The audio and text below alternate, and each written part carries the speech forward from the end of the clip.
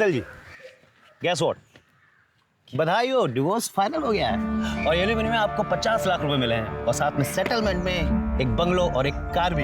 Happy? Yes. Thank you so much Vijay ji, पर मेरी आज़ादी के आगे ये सब कुछ भी नहीं है। But still thank you so much, आप नहीं होते ना तो। क्या कर रहे हो? इस चोर ने मेरे पैसे से तेरा घर तो भर दिया है, लेकिन याद रखना ये पैसा तुझे कभी हजम नहीं होगा। छोड़ो। हेलो मिस्टर, क्या हो रहा है? क्या हो रहा है? हेल्प! पुलिस! अरे देखो आगे आदमी गुंडागर्दी कर रहा है। भैया छोड़ो यार, छोड़ूंगा नहीं तुझे, मैं नहीं छोड़ूंगा मैं। लेके जा इसको। भैया छोड़ो, भैया। शीतल जी, अरे अरे सुनो, कल रात माया ने मैसेज किया है कि वो नई नौकरी के लिए दुबई चली गई। अरे ऐसे कैसे अचानक, बिना बताए? रुको मैं उसको कॉल लगाता हूं। हाँ जल्दी लगाइए। ये लड़की बिना। क्या हुआ? घंटी बज रही है। बेटा मेरी तो कुछ समझ में ही नहीं आ रहा, मैं तेरे तलाक पर क्या कहूँ। पता नहीं क्या हो गया तुझे आजकल, साल भर तेरी शादी को हुआ नहीं और। माँ, नरेश से शादी करना मेरी जिंदगी की सबसे बड़ी भूल थी। अब मैंने वो भूल सुधार ली है। अब क्या करूंगी? अब सबसे पहले अपनी आजाद जिंदगी जीऊंगी, उसके बाद एक अच्छी सी नौकरी ढूंढूंगी। माँ, मैंने बहुत सारी जगह ना रेज्यूमेज दे दिए अपने। बेटा वो बहुत बड़े लोग हैं, संभल कर रहना। माँ, तुम बेकार में चिंता कर रही हो, कुछ नहीं होगा मुझे। अब देखना, अब मेरी लाइफ बिल्कुल सेट है। हाँ माँ, मैं कोशिश करूंगी जल्द से जल्द टिकट्स मिल जाए। तुम बस अपना सारा का सारा सामान पैक रखना। Okay bye.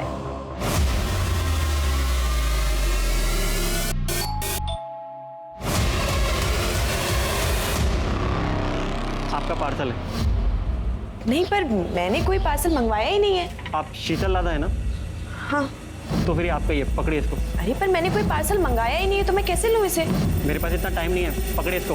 अजीब जबरदस्ती है, नहीं मंगाया मैंने।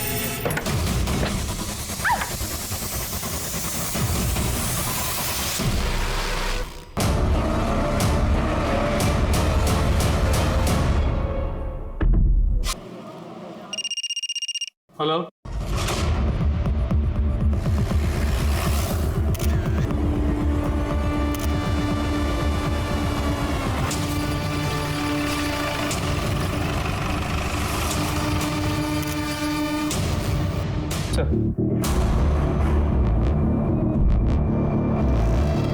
ठीक है। सर, आप पड़ोस में एक औरत ने बताया कि मर्डर का पता चलने के कुछ टाइम पहले उसने कुरियर वाले को यहाँ आते हुए देखा। शक्ल देखी उसने? नहीं सर, उस कुरियर वाले ने मुंह पे रुमाल बांधा था, सर पे कैप, इसलिए शक्ल नहीं देखी। सर, शालिनी श्रीवास्तव से मेरी बात हुई, जिसने मर्डर की इन्फॉर्मेशन दी थी। उसने ये बताया कि शीतल कुछ दिन पहले यहाँ शिफ्ट हुई और नरेश लड्डा जो कि बिल्डर है वो उसका एक्स हस्बैंड है और कुछ दिन पहले उनका डिवोर्स हो गया।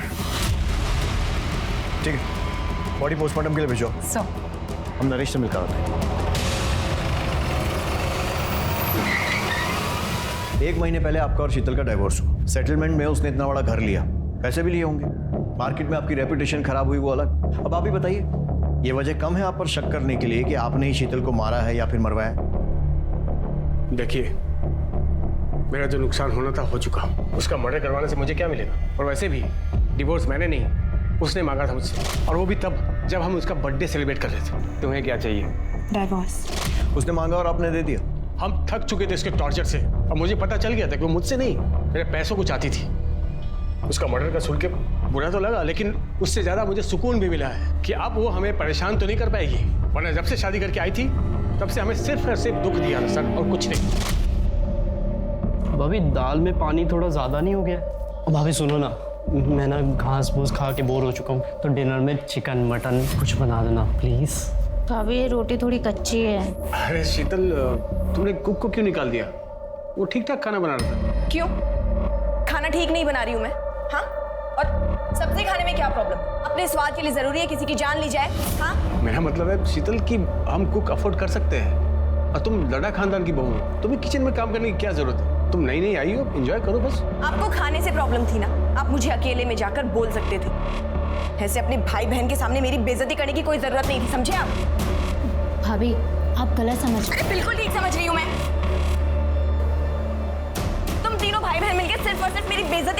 हो मुझे नीचे दिखाना चाहते हो? नहीं खाना खाना, नहीं खाना ना, लो, फेंक दो इस खाने को, मत खाओ। हमें लगा कि समय के साथ वो समझ जाएगी। हमने उन्हें कभी फील नहीं होने दिया कि वो हमारे स्टेटस की नहीं है। बहुत प्यार से रखते थे, पर वो बदतमीजी करते थे और एक दिन तो उन्होंने हद ही कर दी। भाभी, मैं आपको बताती हूँ, ये ना, ये वाली साड़ी पे ये वाला ब्लाउज पहनो, बहुत अच्छा लगेगा, सूट करेगा आप पे।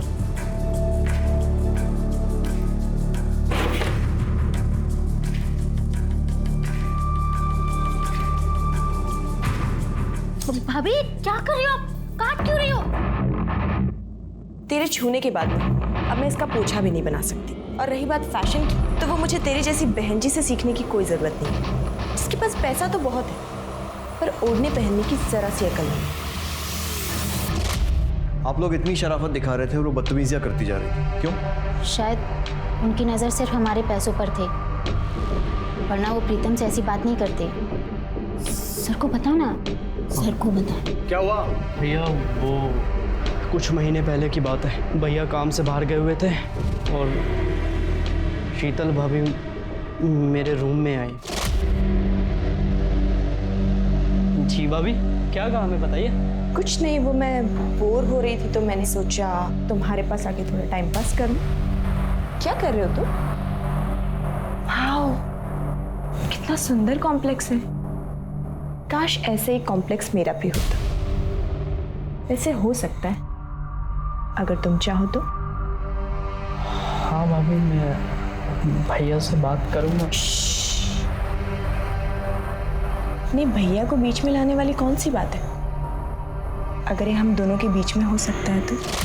उनसे उस दिन बड़ी मुश्किल से मैंने पीछा छुड़ाया।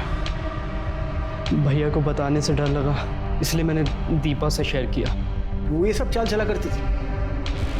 सुना आपने कितनी घटिया औरत थी। एक तो मैं इस बात से निकल नहीं पाया कि उसने मेरे साथ क्या किया है, क्यों किया, और आप मुझ पर उसके मर्डर का इल्जाम लगा रहे हैं। प्लीज सर, मैं हाथ जोड़कर आपसे विनती करता हूँ सर, हमें परेशान मत कीजिए। हमारा उसके मर्डर से कोई लेना देना नहीं है। सर, अगर ये लद्दा फैमिली सच कह रही तो शीतल बहुत ही मक्कार और धोखेबाज औरत है। मिश्रा, कितने लोगों को जानते हो जो सामने से अपनी गलती मानी? वैसे भी ये स्टोरी की एक ही साइड है, शीतल की साइड तो हमने सुनी नहीं है जो उसकी माँ हमें बताई। शीतल बहुत अच्छी लड़की थी और ये शादी भी उसने अपनी मर्जी से की थी।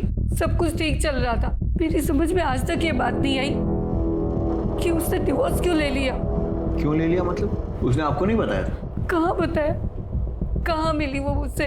हमेशा फोन पर ही बात होती थी और जब भी मैं उससे पूछती तो वो यही कहती थी कि वो जो कर रही है सब ठीक है, मिलूंगी तब बताऊंगी। लेकिन उसकी नौबत ही नहीं आई। उससे पहले ही वो मुझे छोड़कर चली गई। ठीक है, फिलहाल के लिए आप जा सकती हैं, जरूरत पड़ी तो आपसे फिर कांटेक्ट करेंगे। ठीक है सर।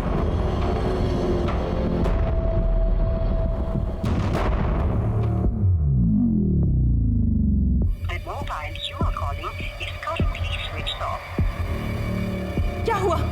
माया ने फोन उठाया क्या? अरे फोन तो तब उठाएगी जब वो नंबर लगेगा, उसका तो फोन ही स्विच ऑफ आ रहा है। क्या हो गया इस लड़की को? 5 दिन हो गए दुबई से सिर्फ फोटो भेज रही है, यानी कि कम से कम एक कॉल तो कर ले। अरे ये भी तो हो सकता है कि इंडिया का नंबर वहाँ काम ना कर रहा हो और वहाँ का नंबर लेने में टाइम लग रहा हो। एक बार और कोशिश करो। तुम सब ठीक होगा, तुम जाओ, एक गिलास पानी लेके आओ मेरे लिए। सर, हाँ मिश्रा। सर, शीतल के घर के फोरेंसिक रिपोर्ट के मुताबिक उसके घर में सिर्फ उसी के फिंगरप्रिंट्स मिले। उसके घर में किसी भी सामान पे, इनफैक्ट डोरबेल पे भी किसी और के फिंगरप्रिंट्स नहीं मिले। इसका मतलब जानबूझकर फिंगरप्रिंट्स मिटाए गए। शीतल उस घर में कुछ महीनों पहले शिफ्ट हुई थी, लेकिन इस टाइम में भी कोई ना कोई तो घर में आया होगा, किसी ने तो डोरबेल बजाई होगी। मतलब यह कि जिसने भी उसे मारा या मरवाया है, सोची समझी प्लानिंग है। सर, शीतल की पोस्टमार्टम रिपोर्ट्स आ गई। सर, इसके मुताबिक उसकी मौत दोपहर 1 से 3 के बीच में हुई और चाकू से 3 बार पेट में वार किया गया। काफी खून बहने की वजह से उसकी मौत हुई, पर मौत से पहले रेप या सेक्सुअल असॉल्ट जैसा ऐसा कुछ भी नहीं लग रहा।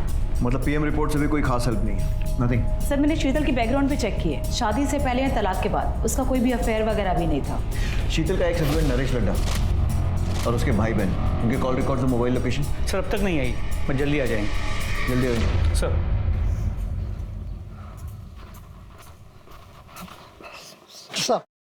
साहब, हमारा नाम वीरेंद्र शर्मा, ये हमारी पत्नी उर्मिला शर्मा सर। सर हम मेरठ से आए सर। सर हमारी बेटी माया शर्मा यहाँ दिल्ली में इस एरिया में रहती है सर। वो पिछले 1 हफ्ते से मिसिंग है सर, और अब तो फोन भी उसका ऑफ आ रहा है सर। घबराइए मत। सिंह सर, इनकी कंप्लेंट लिखो, लड़की की पूरी डिटेल्स लो और ऐसा ही राना से बोलना जैसे आए तो फॉलो अप करें। Okay sir. बेटी को ढूंढ दीजिए।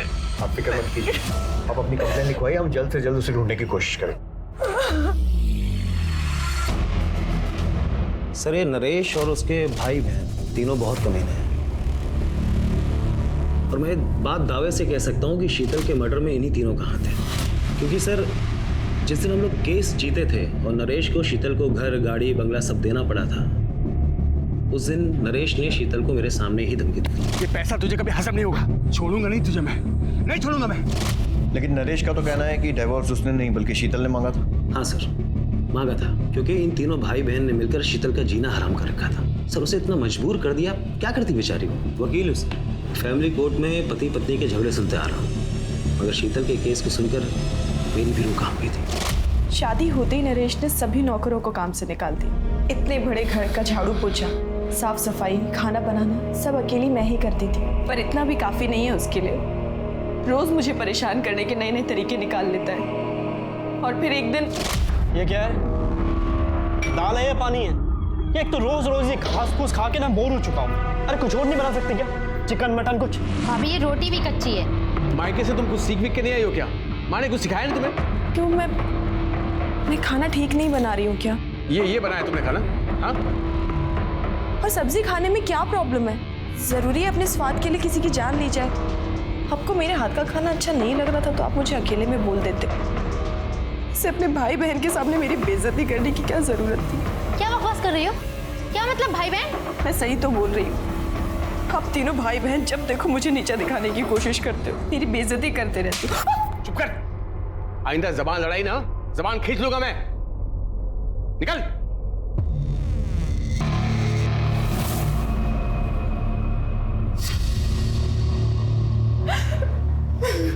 अरे अरे भाभी आप रो क्यों रही हो? हाँ? अरे मैं कह रहा हूँ ना, चुप हो जाओ, चुप हो जाओ। क्या कर रहे हैं आप? हाथ हटाइए। अरे हाथ हटाओ? अरे मैं तो हाथ हटा दूंगा भाभी, और भैया शाम को जिसको ला रहे हैं आपसे मिलाने, उसका हाथ कैसे हटाओगे? क्या?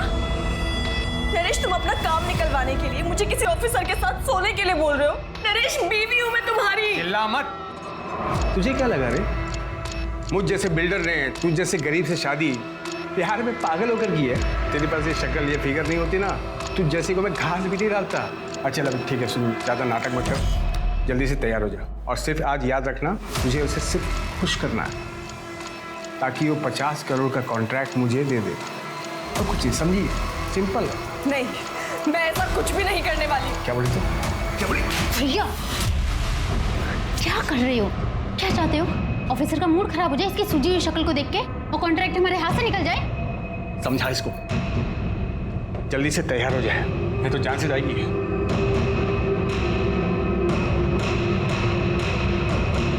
भाभी आप तैयार हो जाओ please.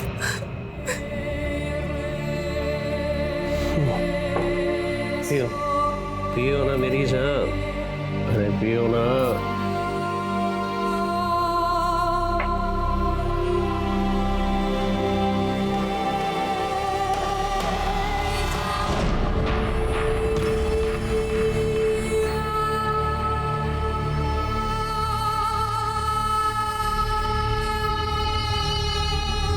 Yes, I hope you enjoyed the evening. अरे तू तो मेरी सोने की मुर्गी निकली।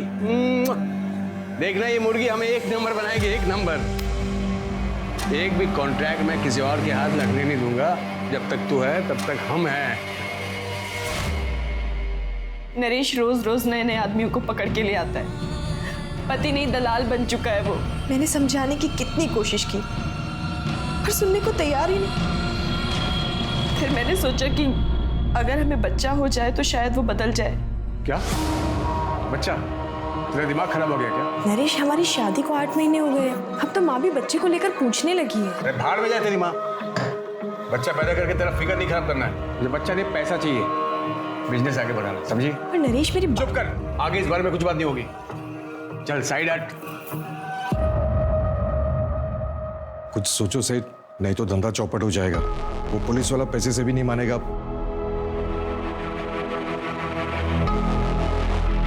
ठीक है, मैं कुछ करता हूँ। सुन, एक पुलिस वाले ने नाक पे दम कर रखा है, तुझे उसे खुश करना होगा। मैं ये सब और नहीं करूंगी, और अगर तुमने मेरे साथ जबरदस्ती करने की कोशिश की तो मैं पुलिस के पास चली जाऊंगी। क्या बोली? इतनी जल्दी क्या है? तुझे शाम को पुलिस वाले के पास ही भेज रहा हूं मैं। आराम से उसे बोल देना, लेकिन याद रखना तेरी माँ का क्या होगा? आधा घंटा नहीं लगेगा मुझे ऊपर पहुंचाने में, समझे?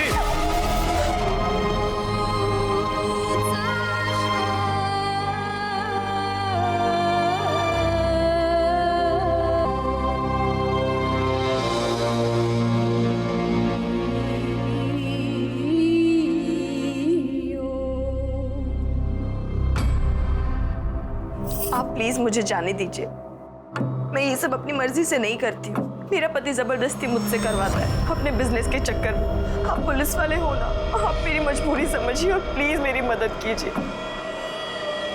अरे ड्यूटी पे भी जाना है, चल बिस्तर पे चल। नरेश साला कमीना है, लड़की का पैसा बचा लिया, चल। एक मिनट, मैं बस वॉशरूम जाकर आऊं प्लीज। अरे यार मूड खराब कर दिया, जल्दी जा और जल्दी आना।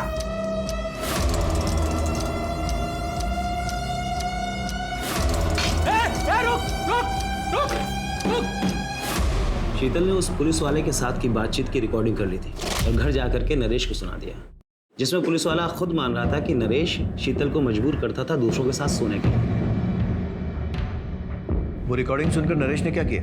दरअसल उस शाम शीतल का बर्थडे था, तो इन तीनों भाई बहन ने मिलकर उसे सरप्राइज पार्टी दिया। वो लोग उसे इमोशनल यूज करके वो रिकॉर्डिंग डिलीट करवाना चाहते थे, मगर शीतल ने साफ साफ कह दिया कि उसे डिवोर्स चाहिए। वो रिकॉर्डिंग अभी कहाँ है? नरेश के पास। वो इसी शर्त पर डिवोर्स के लिए तैयार हुआ था कि शीतल रिकॉर्डिंग उसे वापस कर देगी और जितनी भी कॉपियां हैं वो सब डिलीट कर देगी। और अगर देखा जाए तो इस हिसाब से नरेश के खिलाफ कोई भी सबूत नहीं मिलता। उस पुलिस वाले का नाम क्या था? सर वो आप जानते हैं कि मैं बता नहीं सकता, लेकिन शीतल के लिए दुख होता है। कितनी मुश्किल से उसे वो सब चीज़ें मिली थी जिसकी वो हकदार थी। सर उसके कातिल को प्लीज छोड़िएगा मत। पुलिस के सामने शीतल की दो छवियां आई, लेकिन दोनों एक दूसरे से विपरीत थी। पहली गुस्सैल, बदतमीज, मौका परस्त, जो लाड़ा परिवार ने बताई। दूसरी एक मजबूर, असहाय, पीड़ित औरत की, जिससे उसका अपना पति अपने फायदे के लिए जिस्म फरोशी करवा रहा था। आखिर शीतल का असली किरदार क्या था? क्योंकि उसे समझे बिना इस केस को समझ पाना बहुत मुश्किल था। तो लट्टा फैमिली का बैकग्राउंड चेक किया, पता चला काफी टेढ़े लोग, कंस्ट्रक्शन बिजनेस में है तो काफी ऊपर तक कॉन्टैक्ट्स, कॉल रिकॉर्ड्स में गुंडे, हिस्ट्री शीटर्स, इन सब के नंबर्स, और इनके खिलाफ धोखाधड़ी के केसेस भी रजिस्टर्ड है। मोबाइल लोकेशन चेक की? जी सर, लेकिन 10 तारीख को इनमें से किसी की भी मोबाइल की लोकेशन शीतल के घर के आसपास की नहीं। मिश्रा, ये लड्डा नामी बिल्डर है, तो पॉसिबल है कि ये काम इसने किया नहीं, करवाया हो।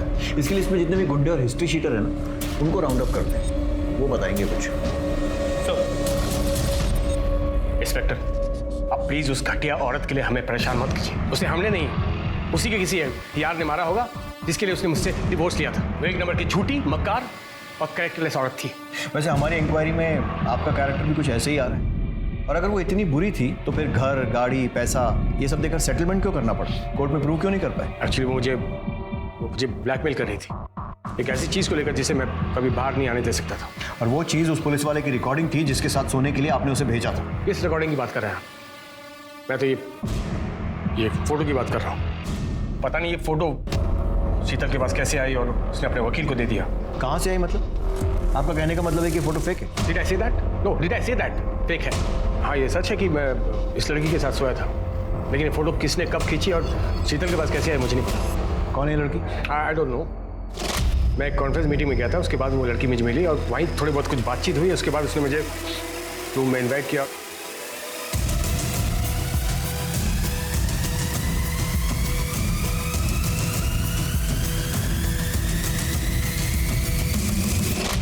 इस लड़की का कोई कांटेक्ट या एड्रेस? नो।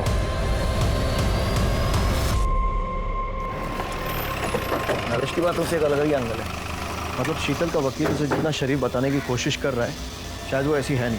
मिश्रा बात करो, फोटो में वो लड़की कौन है? वो फोटो खींची किसने है और शीतल के पास वो फोटो किसने भेजी है? ठीक उस वक्त जब डाइवोर्स की प्रोसीडिंग चल रही थी। सर 2 दिन हो गए कंप्लेंट कराए हुए सर। सर हमारी बेटी अभी तक मिसिंग है सर। आपका केस तो ऐसा ही राणा देख रहा है। राणा कहाँ है? सर राणा साहब तो केस के सिलसिले में बाहर गए। आइए आप मेरे साथ। संभल के। एक मिनट दिखाइए।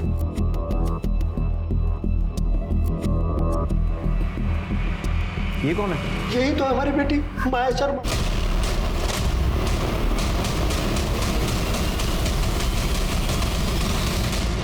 सर हमारी बेटी माया 7 तारीख को नई दिल्ली से दुबई गई थी नौकरी ज्वाइन करने के लिए। ये देखिए साहब, दुबई से फोटो भेजती है पर कॉल करते हैं तो उठाती नहीं है, कॉल बैक भी नहीं करती है। सर शुरू में तो 1-2 दिन हमने इंतजार किया कि फ़ोन करेगी, पर बाद में तो उसका फ़ोन भी स्विच ऑफ हो गया। फिर हम लोग मेरठ पुलिस के पास गए, उनसे कहा तो उन्होंने कहा कि हाँ आप लोग दिल्ली जाइए, क्योंकि वो माया दिल्ली में ही रहती थी।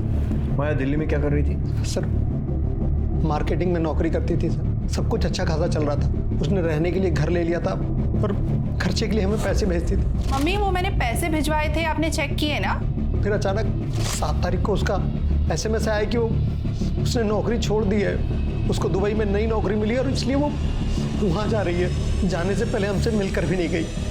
यहाँ पर किस कंपनी में जॉब करती थी? सर ये तो कभी मैंने उससे नहीं पूछा। ठीक है, अभी आप जा सकते हैं। मिश्रा, माया के पिछले 2 महीने के कॉल रिकॉर्ड्स, मोबाइल लोकेशन और जितनी भी जानकारी मिल सकती है निकालो। उसका social media account, email ID सब कुछ ढूंढो और अच्छे से छानबीन करो। सर नरेश के कॉल रिकॉर्ड में जिन गुंडों के नंबर थे उन्हें लेकर आए। साहब हम गुंडे नहीं, मजदूर लोग हैं साहब। छोटा मोटा काम कर लेते हैं पेट पालने के लिए साहब। और नरेश लड्डा के हिस्से की मार खाना भी तुम्हारे छोटे मोटे काम में आता है? देख सोच कर जवाब देना। ये भी मजबूर है। जब इसके हाथ में खुजली होती है ना तो 2-4 की हड्डियां तोड़ने के बाद ही ठीक होती है। सोच लो। साहब हम लोग नरेश सेठ के लिए काम करते हैं। क्या काम? डराना धमकाना, घर खाली करवाने जैसे काम सब। बस इतना ही? सोच के बताना। साहब वो अपने लिए हमसे लड़की मंगवाता है साहब। उसको भी लेकर आए थे? नहीं साहब, हमने तो इसे कभी देखा भी नहीं।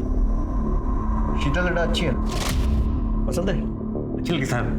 नहीं साहब, मेरा मतलब सेठ की बीवी है। क्यों मारा उसे? सेठ के कहने पर? नहीं साहब, हमने नहीं मारा। साहब हम लोग क्यों मारेंगे उसको साहब? तुमने नहीं मारा तो किसने मारा? अब हमें क्या पता किसने मारा साहब, हमारा तो उससे कोई वास्ता भी नहीं। वास्ता भी निकलेगा। मिश्रा मिटा ले खुजली, तब तक तोड़ना जब तक सच नहीं बोलते।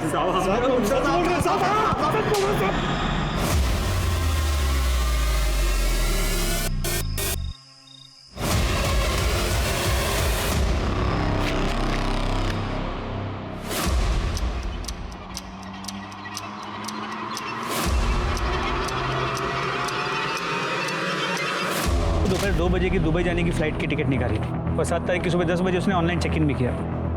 मतलब वो सही में दुबई जा रही थी? देख के तो ऐसा ही लगा, लेकिन ना वो एयरपोर्ट गई ना उसने फ़्लाइट ली। टिकट लिया, ऑनलाइन चेक इन भी किया, तो फिर फ्लाइट क्यों छोड़ दी? हो सकता है लास्ट मिनट उसका मन बदल गया हो, या फिर किसी ने ज़बरदस्ती उसे जाने से रोका। लेकिन दोनों ही केसेस में वो दुबई वाले पिक्चर्स कहाँ से आए जो उसने अपने माँ बाप को भेजे? सर हमने पता किया, वो पिक्चर्स इंटरनेट से निकाले गए और उसके माँ बाप को इसलिए भेजा गया ताकि उन्हें यकीन हो कि माया दुबई में है। सारे पुलिस स्टेशन में माया की डिटेल्स भेजी? जी sir, excuse me. Hello, PSA Mishra बोल रहा हूँ। ठीक सर, फरीदाबाद के पास के जंगल में एक माया से मिलती जुलती बॉडी मिली। बॉडी काफ़ी सड़ चुकी है, तो आइडेंटिफाई करवाना होगा। माया के पेरेंट्स को बुलाओ शिनाख्त। हाथ में टैटू है, जिससे शायद पहचान हो सके।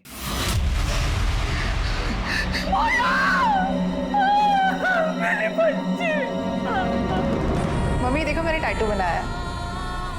अरे ये क्या अनाप शनाप बना लिया है, कितने सुंदर हाथ थे तेरे। मम्मी आजकल का फैशन है, रहने दो, आप समझोगे ही नहीं। कहाँ समझ पाएगी तो ऐसे हमें छोड़कर चली जाएगी।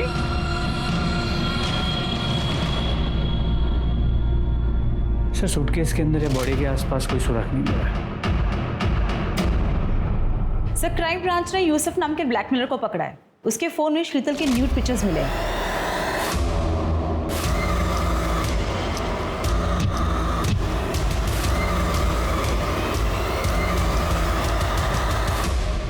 सर ये फोटो मुझे प्रतिम ने सेंड किया था सर। प्रतिम लड्डा? जी सर। क्यों भेजा था? सर वो मैं online sex chat video racket चलाता हूँ सर, वहाँ मेरी एक लड़की को ये प्रतिम मिला था सर। सर जब हमने इसकी इंक्वायरी निकाली तो पता चला ये बहुत बड़ा आसामी सर, तो हमने इसे अपने जाल में फंसाया सर और इसको हमने ब्लैकमेल करना शुरू किया सर। फिर सर ये हमारा ATM बन गया था।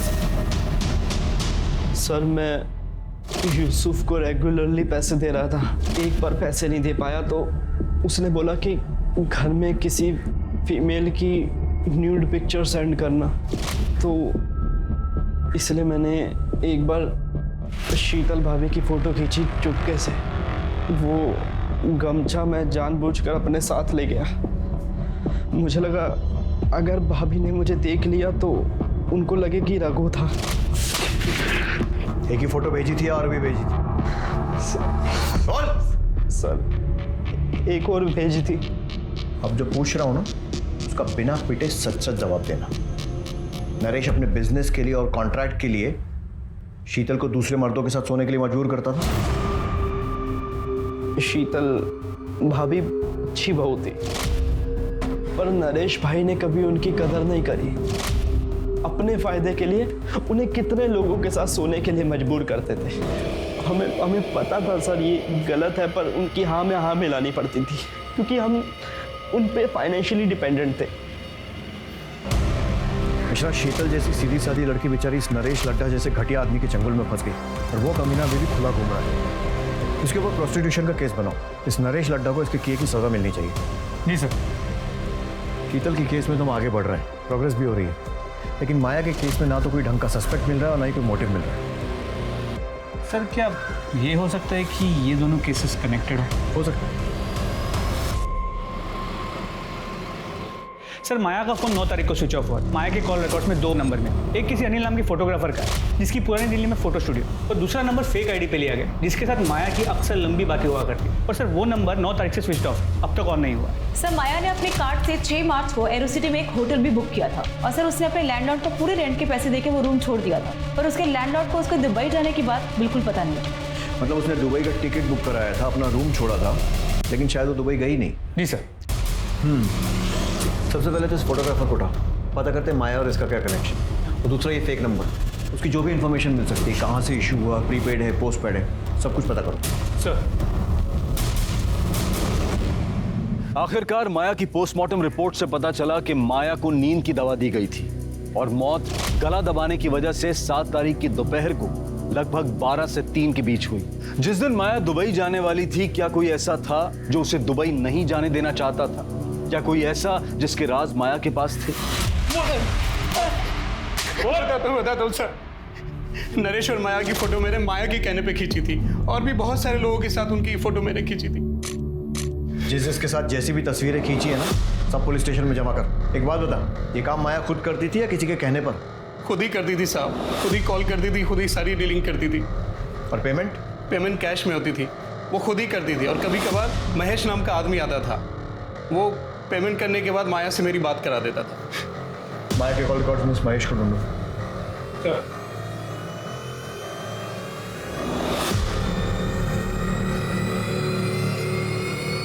सर महेश का पता चल गया। उठा लो उसे। साहब भी सच बोल रहा हूँ। माया मैडम जो बोलती है मैं वो करता हूँ। वो अक्सर लोगों को लिफाफे पैकेट देने के लिए बोलती थी। मुझे लगा कि अनिल भी इनका आदमी होगा। अब वो कौन है, क्यों है, क्या है, मैं ये सब उनसे नहीं पूछ सकता ना।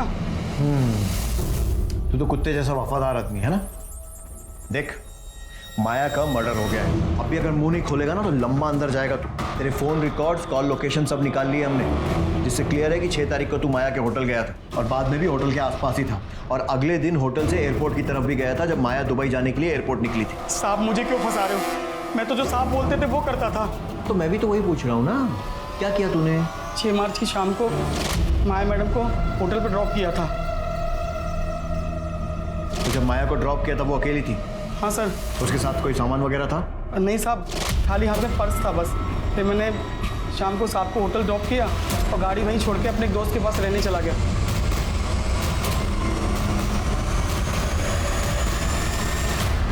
चार बजे लेने पहुंच गया। सर मैडम नहीं आ रही? अरे हाँ महेश, तुझे बताना भूल गया था, वो तो 2 बजे की फ्लाइट से दुबई चली गई। हाँ, चल देख क्या रहा, चल ना। Yes, बैठो sir. ना। अच्छा ये बता, इन दिनों में तूने कुछ ऐसा देखा या सुना जो तुझे अजीब लगा? हाँ साहब, कुछ दिन पहले साहब किसी से फ़ोन पे बात कर रहे थे। जी देखिए, मैं उस पार्सल के लिए 1.5 लाख रुपए देने था, लेकिन वो काम होना चाहिए। हाँ जी, काम की मुझे गारंटी चाहिए। पर साहब इतने पैसे उन्होंने मुझे देके कहीं भेजा नहीं। पार्सल क्या था? वो नहीं पता साहब। कब की बात है? सब 10 मार्च की, जब मैं गाड़ी की चाबी लेने गया था। 10 मार्च के आसपास के विजय माशरी के सारे कॉल रिकॉर्ड्स और मोबाइल लोकेशन निकालो। सर पता चला है कि विजय उन दिनों एक नवीन नाम के हिस्ट्री शीटर के रेगुलर टच में था। सर इसके कहने पे क्या साहब? और तू दूध पीता बच्चा है ना जो इसकी बातों में आ गया? और तू मैंने कुछ नहीं किया साहब। जब कुछ नहीं करने के विजय माहेश्वरी ने तुझे 1.5 लाख रुपए दे दिए? हाँ बोल। साहब वो एक काम के नहीं 3 काम के पैसे थे साहब। विजय ने फोन करके मिलने बुलाया, मैं इसके साथ वहां पहुंचा।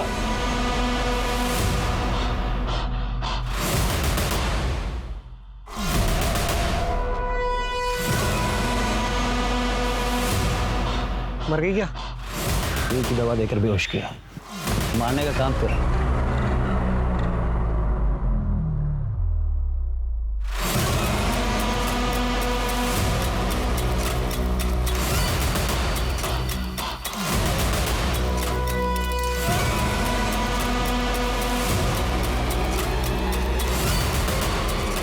हमने चलती गाड़ी में उसका गला दबाकर उसे मार दिया और थोड़े आगे जाकर सूटकेस को जंगल में फेंक दिया। तो पहला हुआ माया का मर्डर, दूसरा उसकी बॉडी को ठिकाने लगाना, तीसरा बताओ। तीसरा शीतल का मर्डर।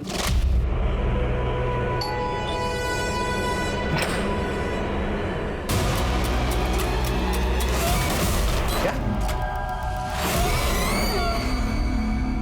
तो कैसी लगी मेरी प्लानिंग? मोटिव समझ नहीं है, क्यों किया? माया से पीछे छुड़ाने के लिए। दरअसल क्या होता है कि जो ये डिवोर्स केस होता है ना, इसमें हम लोग क्लाइंट को ज़्यादा एलिमनी दिलाने के लिए उन्हें नंबर 2 के तरीके से करते हैं, उन्हें कन्विंस करते हैं। उसके बाद इन सब नंबर 2 के तरीकों से ही तो पैसे मिलते हैं ज़्यादा, वरना आप भी जानते हैं कि डिवोर्स के केस में कहाँ इतने पैसे मिलते हैं। और माया वो अपनी मर्जी से काम करती है? अरे नहीं साहब, इतनी आसानी से कौन तैयार होता है। बोला मैंने कि ये सब करने में परेशानी क्या है, किसी के साथ सोना थोड़ी है। उसको ब्रेन वॉश किया, समझाया उसको, तब जाके मानी। और हाँ, शादी यहाँ से भी मानी। लेकिन उसके बाद एक दिन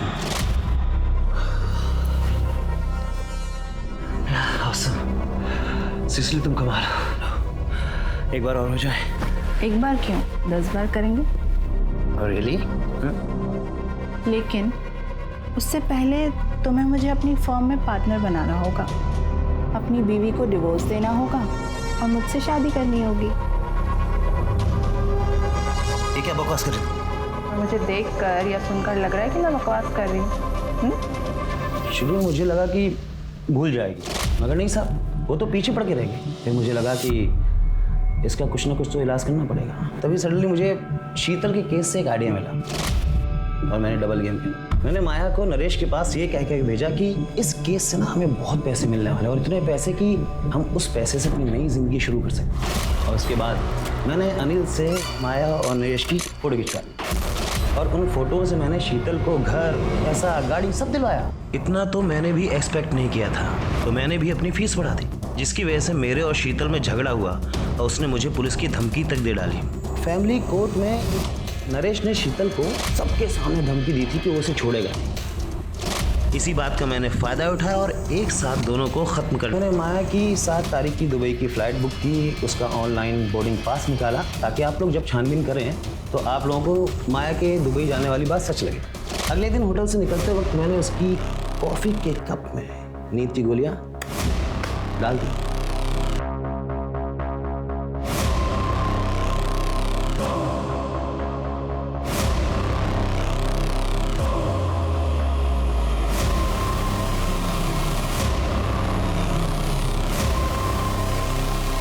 मैंने माया का फ़ोन अपने पास ही रख लिया था। एक रात पहले ही उसके घर वालों को मैंने मैसेज कर दिया कि मैं दुबई जा रही हूँ नौकरी के सिलसिले में, और 2 दिन तक दुबई की फ़ोटो भेजता रहा। उसके 2 दिन बाद मैंने उसके फ़ोन को तोड़ के फेंक दिया। माया और शीतल के मर्डर केस में चार्जशीट फाइल करो, और ध्यान रहे कि फांसी नहीं तो कम से कम उम्र कैद तो होनी चाहिए। इंस्पेक्टर, आप भूल रहे हैं कि मैं एक वकील हूँ और कोई ना कोई गंद फंद लगा करके बाहर निकल जाता हूँ। ये केस इंसान की हैवानियत का एक जीता जागता उदाहरण है। शीतल एक सीधी सादी जिंदगी चाहती थी, जबकि नरेश, विजय और माया ने पैसे के लालच में गलत रास्ता चुना। अब मैं अनूप सोनी आपसे विदा लेता हूं, फिर मुलाकात होगी क्राइम पेट्रोल सतर्क में एक और नए केस के साथ। तब तक अपना और अपने परिवार का ख्याल रखें, सतर्क रहें, सुरक्षित रहें और देखते रहें क्राइम पेट्रोल सतर्क। जय हिंद।